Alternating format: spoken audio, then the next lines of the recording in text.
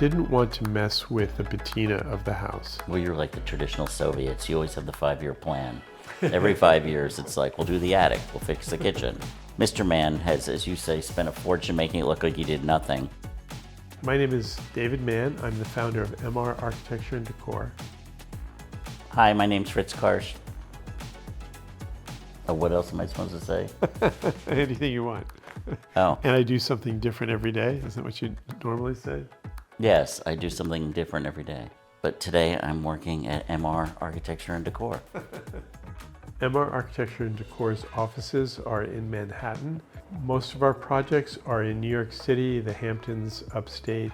Previously, we used to do work all over the globe, but now we're much more local. One of the things that we like to pride ourselves with in our firm is the diversity of our project types. My firm does do mostly residential work, but we still do retail work, hospitality work, and corporate work. The very beginning of the career came from doing Takashimaya. More well-known projects we've done at the Parker PS Hotel in Palm Springs. Jonathan Adler did the decor on that one, and we did the architecture. But architecturally, the Brise Soleil that we designed for the front of the building has become pretty much an icon in town. It's certainly one of the most Instagrammable places in Palm Springs. But we also did a great deal of high-end fashion retail. Lanvin, for example, we did, in 1 year, we did 13 flagship shops for them all over the globe. We also did the Dior men's stores with Eddie Slimane back in the day. Pierre Hardy, we did his American stores. We've done many, many other brands as well, but those are some of the more well-known ones.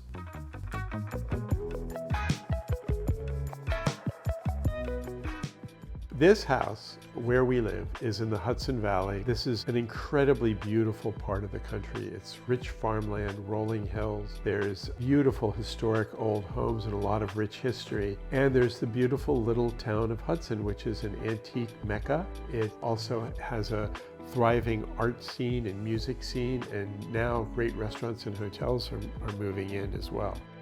When people come to our home, I think I want them to feel at home and want to enjoy the experience. Welcome to my home outside of Hudson.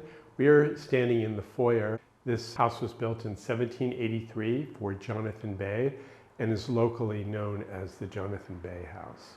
So this was a mantelpiece for a fireplace for a chateau outside of Paris, designed by Adnet in the, I believe it was in the early 40s during the Second World War.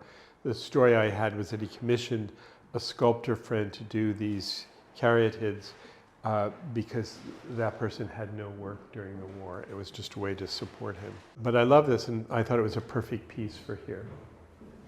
I like to talk about this piece because a lot of people ask what this is, and I got it in a great antique store, but I don't know, maybe it was $25. The guy said that he had found it. It was a pan that a garage was putting underneath the trucks to collect the oil. Well, I have it, as an art piece. I love the floors in this house. They're just the patina on them, the fact that they're raw. That's one of the reasons why I bought the house. I just thought the floors were beautiful, just in the state that they're in. And they're messed up. There's holes in them. There's gaps in them. It's hard to make the place feel really clean because it's easy for the dirt to collect on this and you can't even see it. This is the kitchen. When I bought the house, there was a wall that went all the way through here. This was a hallway, and the kitchen was pretty much like a dorm kitchen. It had an under-counter refrigerator, a tiny sink. It really wasn't a kitchen for a house of this size, certainly not one where you could entertain people in. So I removed that wall, which brought a lot more light into the room as well. You get the light from above the stair and just opened up the space. And then I put the refrigerator and pantry over here, so they're all built into this back wall.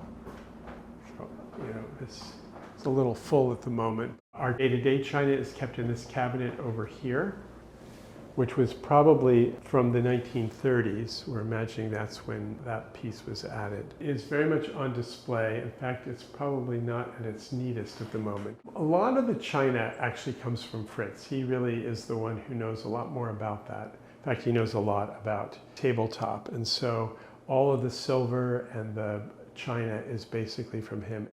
I have this piece of art by Rodney Dixon. He's a very interesting contemporary artist friend of mine asked me why I have a giant oil slick in my kitchen, but I like this piece. And I think it's a little unusual to have a piece that serious in a room like this. We use this room as the dining room, and it probably has been the dining room, at least in the 20th century and now. I believe this wall was probably done in the 1930s. To me, it doesn't, the proportions and the detailing feel right for that era, especially this glass and mullion door. One of the things I love in this house are these built-in cabinets that have extra little storage in them that are just off on the corner. So this piece and that piece, this is something that most people would throw away, but I bought these from a friend back when we were living dorm style like kids in my apartment. This was storage. I think it's where I kept all my clothes. They're just inexpensive metal cabinets that my friend had stripped, and I just like the patina on them. They're not a very expensive thing, but they feel right to me. You might be curious about these also. These are Japanese headrests. They're made of porcelain. I can't imagine how somebody's comfortable lying on that, but that is what they lie on, or used to. This is the front parlor, or living room. There's these two perfectly square rooms. I didn't do too much to this room, mostly just the decorating. It's a perfect square with nice high ceilings and great light, and we spend a lot of time in here. This is usually where we all gather before a meal and chit-chat while we have hors d'oeuvres and cocktails. Fritz made this piece. He didn't make the bush, nature made that.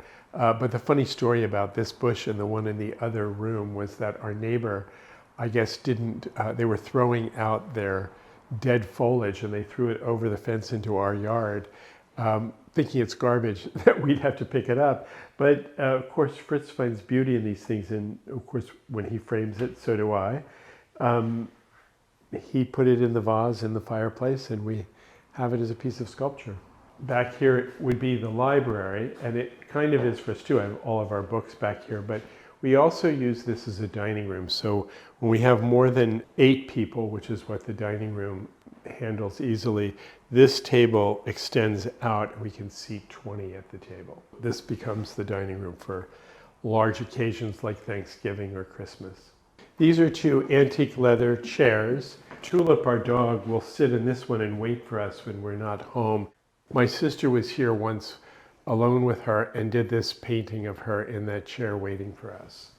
I'm a very slow reader, and I have read a surprising amount of these books. Not only do we like to read all kinds of things, but we also like to go to old bookstores and support bookstores, feeling that they're disappearing across the country, and we're helping them stay afloat in our minor way of contributing. But I love books in every way, shape, and form. This is a piece of a banyan tree root. So it's a little section of a banyan tree root. I don't know, it fits right here on this part of wall really well. I leave it here all winter, and this does dry out this part of the wood, but I don't know, I still like it. So this house has 10 fireplaces in total. This one and the room next to it are identical in terms of the mantelpiece.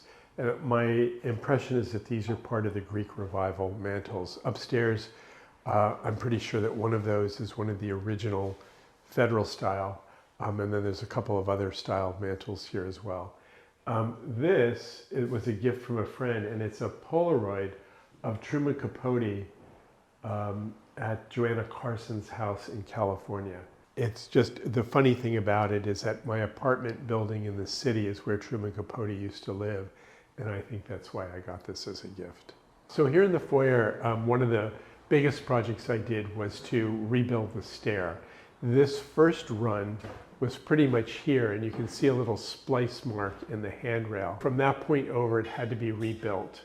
The second run of stair came right up next to it. There was no opening here, but I made this all a double height space, which is, according to other houses in the area, the way it was originally. So basically, this part of the project was more of a restorative project. This artwork is by Spencer Finch. The story behind the work is that He dyed the paper to match the color of the Hudson at different hours of the day.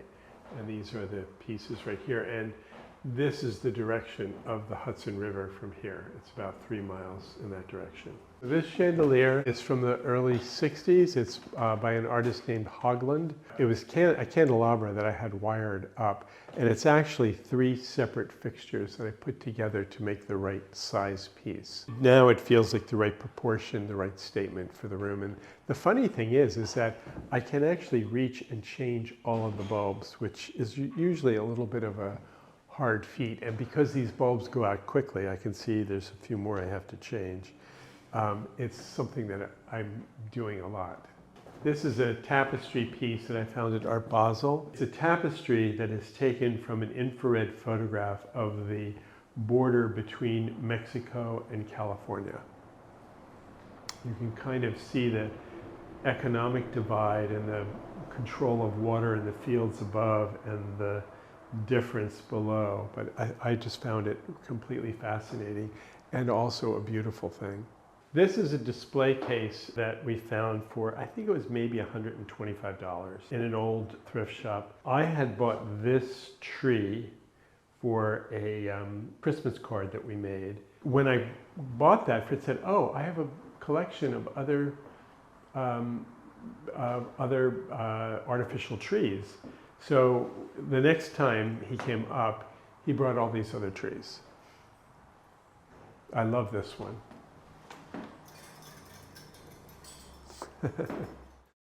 We collect a lot of World of Interiors. We have 2 of most issues. We treasure them. We actually do reread them and read them. I go through them for inspiration for projects. The problem is I have at least this many at the office. I've got this here. I have them, some in the bookcase downstairs, some in the room in here. And then Fritz has a whole bunch of them in his house. And then we have a bunch in our apartment in the city. And I'd like to get them all in one place, have one full run from the beginning to the end, and then we can have the extras someplace else. But they're all over the place, and I'd like to consolidate, but I do love them. We really do love them. I've been collecting them since the early 90s, and Fritz has collected them since the mid 80s. That's a piece of paper over a light source. I did that in the powder room too. I always find it hard to find surface mounted light fixtures. So we've used this one for clients too occasionally because it's incredibly inexpensive to do. You just need a couple of small nails and a large piece of nice paper. This cabinet, I bought at an auction here in Hudson, and it's Dutch chinois. You can tell Dutch by the turned legs. I love the squeak of the door, so you know when anybody's going in here. You can hear it from far away.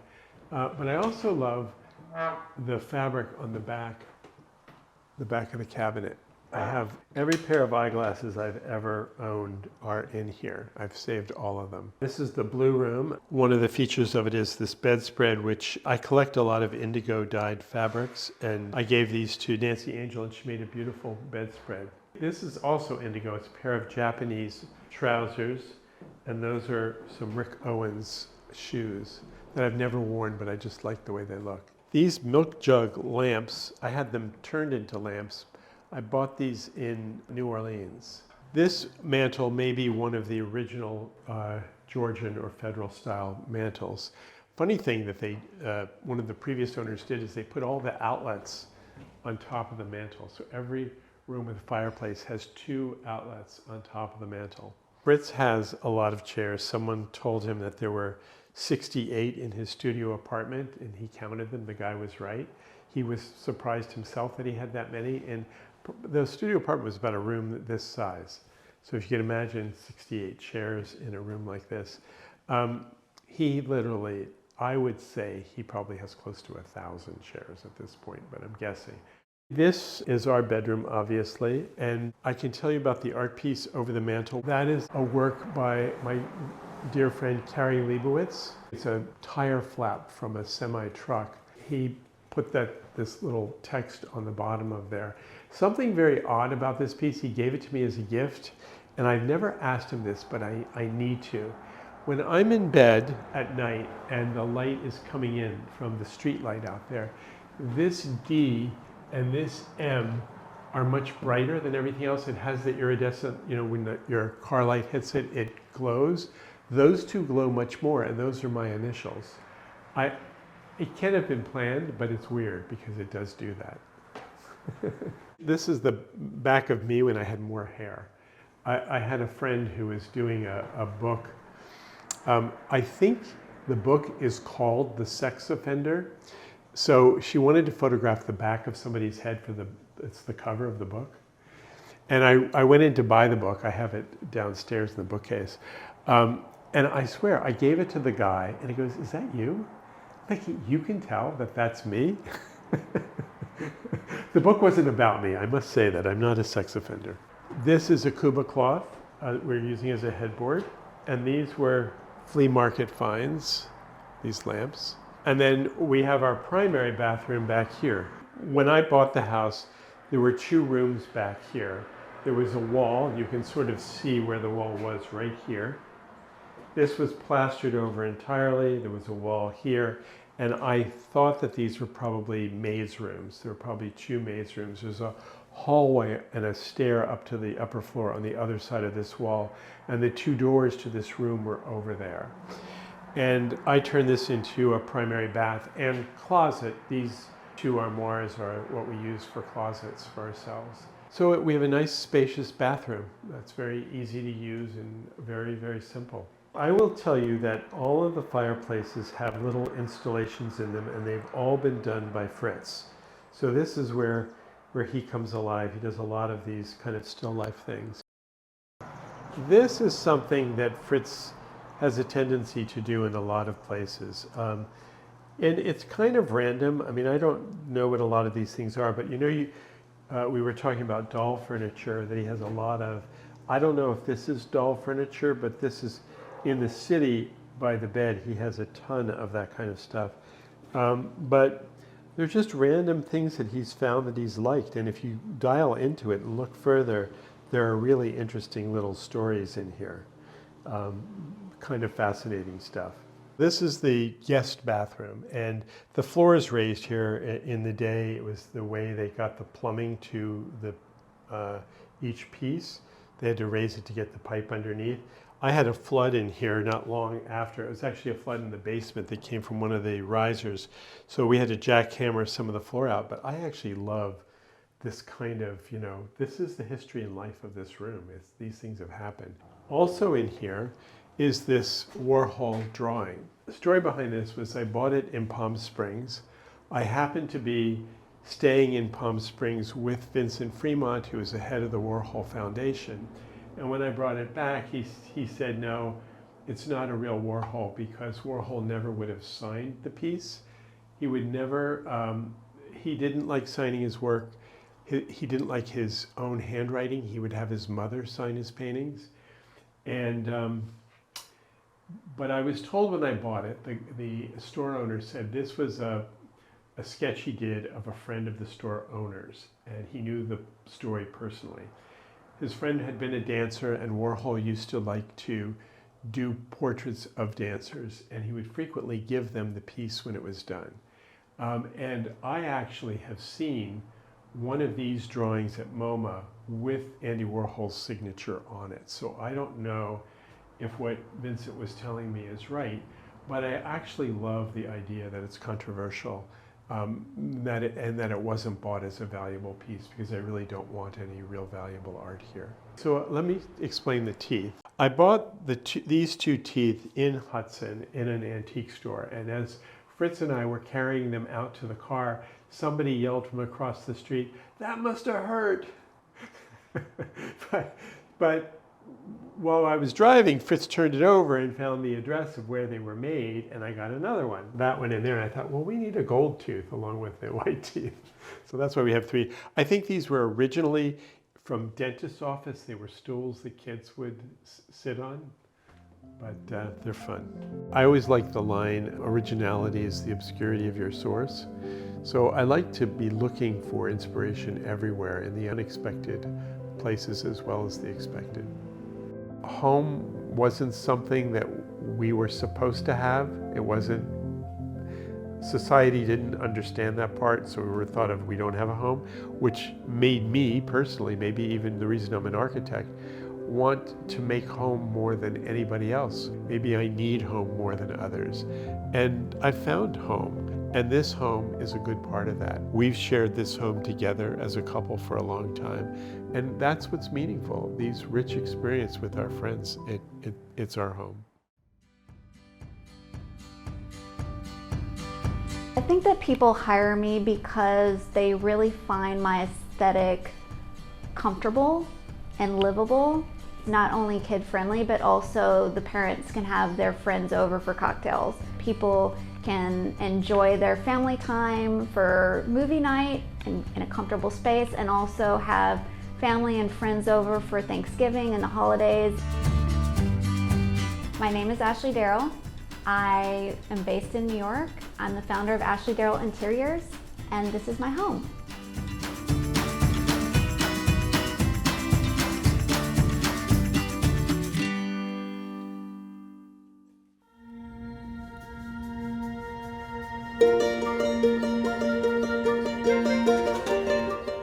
Today we're in my home. It was built in 1864. It's colonial, has 4 beds, 2.5 baths, and it's around 4,000 square feet with an attic that is unrenovated and has 3 bed and 1 bath. When I found this home, it was in really bad condition. There was a lot of rot. There was holes from animals in the columns, all sorts of paint, lead paint everywhere, had flaked off. We did a massive renovation on the exterior of the home. I started mainly with a contractor who I trusted that did older homes. Everything was still in place, and recreated columns and details from hand. I wanted to make sure that it was restored to what it should have been. When I first purchased this house in 2016, this house was meant to be a weekend house, an escape from the city. Since COVID hit, we actually moved out here full time. I did change a few pieces of art to more contemporary pieces because that's how I like to live. And when I'd originally designed this house, I wanted it to feel like a cabin. The people that had the house before me purchased the house in 1960s. They added the lights, they added the runner, and that is one of the things that I decided to keep as a memory of them. The foyer of the house is a really beautiful 2-story space with a grand staircase. It was a cold space, so once we moved here full time, I did put radiant heat underneath the slate floor, and it literally transformed the space. I added a big round table with a big lamp on it and some chairs. Forever ago, I saw some lamps like this in Architectural Digest, where there was leather cording wrapped, whip stitched around the lampshade, and I went to find them and they were so expensive, they had to be custom made. So I decided I was gonna make it myself, and I bought this lampshade and I sat in front of the TV one night, poked some holes, got some leather from Michael's craft shop, and sat there and strung it along. And now I have a great lampshade that I saw in Architecture Digest. The people that came before me renovated the kitchen with Home Depot white cabinets. It's a great space, a really big room, and coming from Manhattan with such a small kitchen, it was like a breath of fresh air. But at the same time, of course I want to renovate it, and it's definitely on the list of things to do. But I've kind of grown to love the color palette of the brick and the pink, gray, granite tops. We actually had an island made for the space because there was no island. It was just a big open kitchen, and there's like a little breakfast table.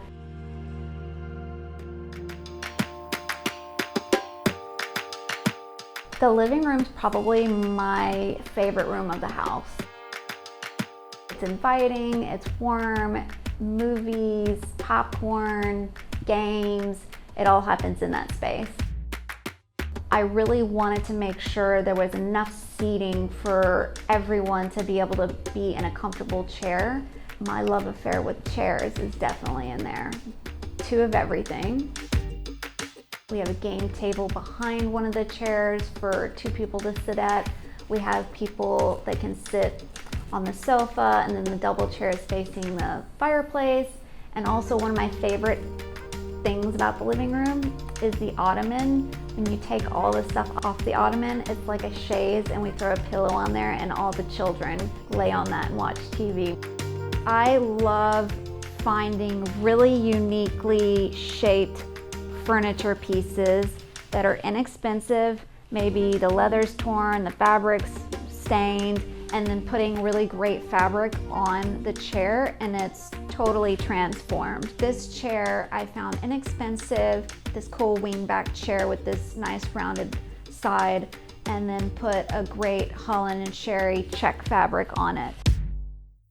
For the dining room, when I was looking up historic homes and specifically colonial homes in the early 1800s, I did notice, I saw several articles and inspiration images that showed landscape as the dining room, where people wanted to bring the outside in. And whether it was on wallpaper or hand painted, I just needed to figure out a way to implement it.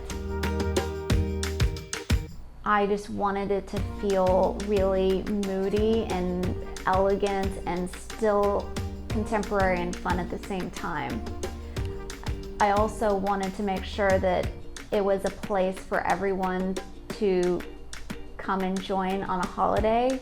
So 10-person dining table.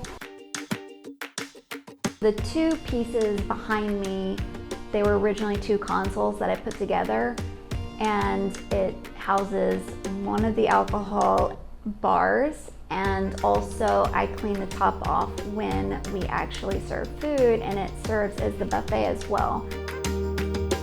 The house is definitely a labor of love, where there's always something to do, whether it's exterior column being restored or a tree that's fallen and I'm having to replace it.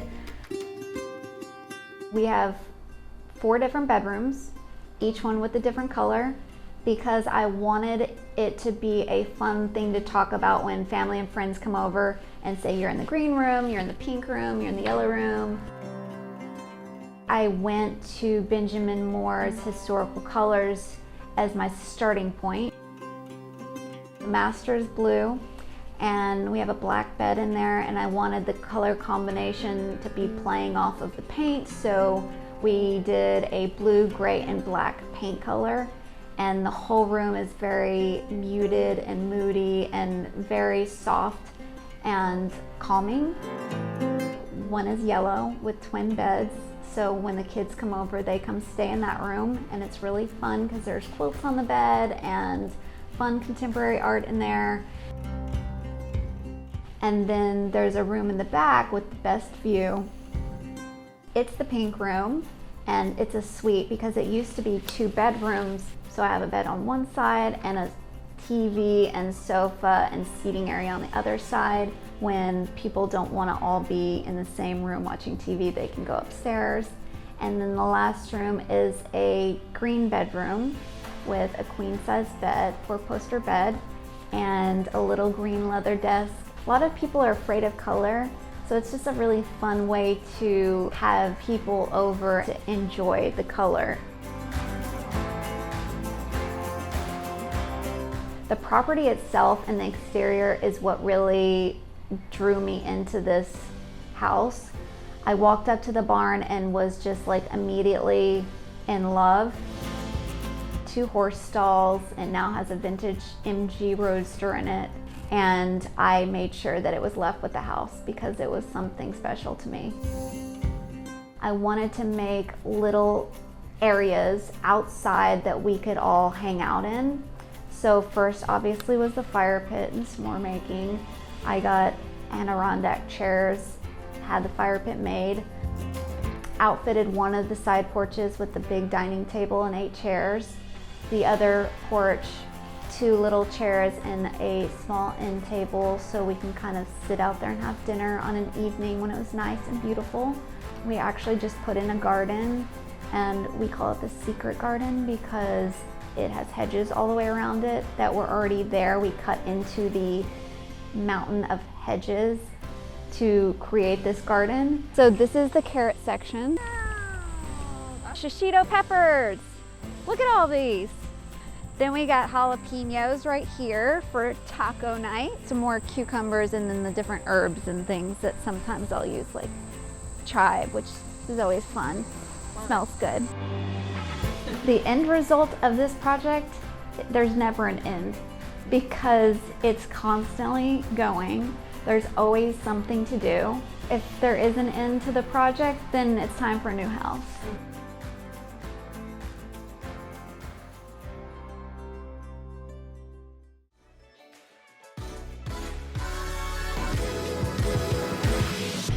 People discount being inspired every morning when they wake up and being more productive because the lighting is right. Stepping on the right rug that feels soft. We're not trying to make a home that looks like a designer has been there. We really want to take a client's home. They have great taste, elevate it a little bit. My name is Everick Brown. My name is Lisa Walker Brown. And we work at Everick Brown Design. We work on projects throughout the United States, Los Angeles, Martha's Vineyard, New York, of course. We'll find that Everick's homes, he's done them, let's say 20 years ago, and you can't tell because they just look like they were just done yesterday. Timeless and always accessible.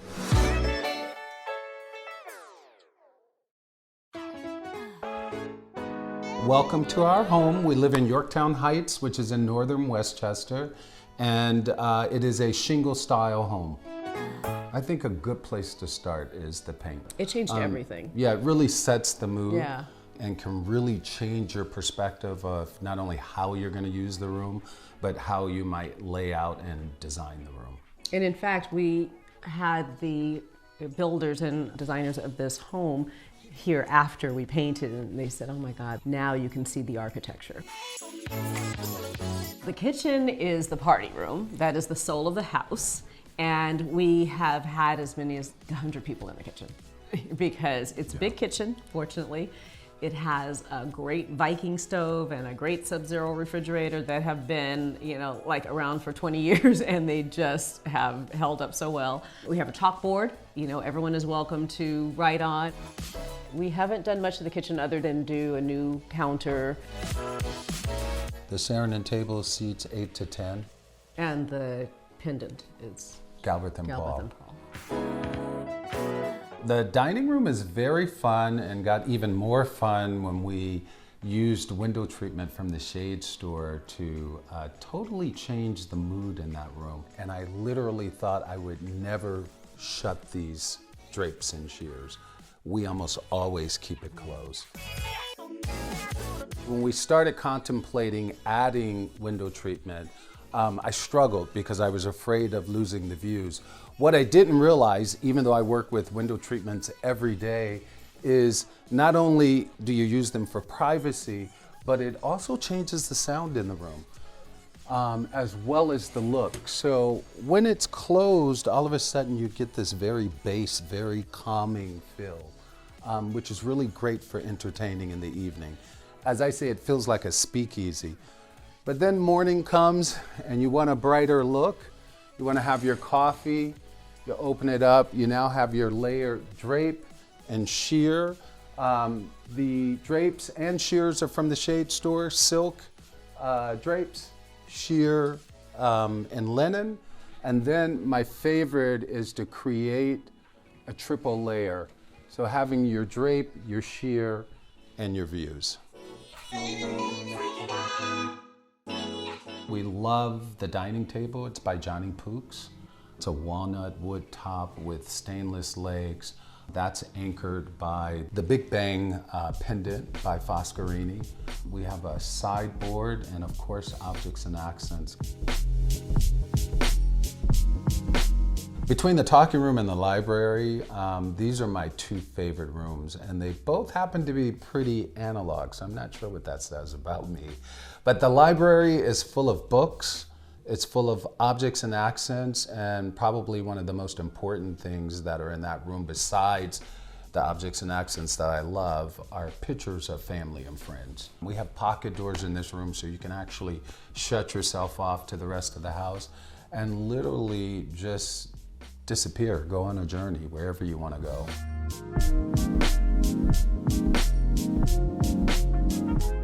The room we're sitting in now, I affectionately call the talking room. The talking room was inspired by a 2-year-old and a 5-year-old. You can come in this room only to talk and read. If you want to play, you got to go to the playroom or the family room. It's really about conversation and having parties. We've danced in here, cut cakes. Often I hear clients say, well, I'm not going to buy this, I can't do that because of my children. What I have found is if you raise your kids in the environment, they learn to respect it and they understand it. They appreciate it, and so as they mature into adults, they're already comfortable with it. They're just things. They're just things. And even if there are no kids involved, they make it broken. And you know what? I More remember- adults have destroyed ruined things in things. our home than any kid. The family room is where we lounge and watch TV. I mean, it's literally where we flop. You throw your shoes off, you turn the TV on, and that's the place that we just kind of regenerate, if you will. And there's a wine bar. Yes, and there's a wine bar. Before we turned it into a bar, when we moved into the house, it was actually storage, organized storage, great places with plenty of boxes. I think this is more fun. You pull out your collectibles, vintage glass, gin, tequila, and a bar is nothing without your mixing tools. And so we have different mixers. That room was challenging because it has the windows that sort of curve out. So it was really interesting because the way it was set up when we first came in, it was really odd to me. There was no real focus on the television. We have not only the TV, but there's a fireplace and the views. So the master bedroom and master bathroom are now my dream and my respite. The bedroom was originally a seating room, bedroom. Our ceilings, I think, are 20 feet high up there. And so there was a loft, which we never used. What we realized is that by having the two rooms, we were actually missing the gables, the cathedral ceilings, which are fantastic in that space. I got to be the client, which was really exciting because I was able to talk to him about what I really wanted in a master bathroom. And you know, we got to disagree a little bit. I wanted something dark, and that's not typical. And then one day he showed up with this dark tile, and I loved it. I ended up selecting a 24 by 24 because I wanted to have the least amount of grout as possible. I went with a darker color because I wanted to create a Japanese spa or tea cafe feel. I also always wanted a zero entry shower. I don't know what vacation I went on where there were no doors. I really wanted to just be able to walk in the shower and walk out. If it never changed, I'm thrilled. This room I would never change. I love this room. It's perfect. And our bedroom, I would never change again. It's perfect now. But if we got a piece of art, I mean, it would be always. hard. I'd probably investigate changing a little. He's really good at what he does, and almost any change I'm happy with.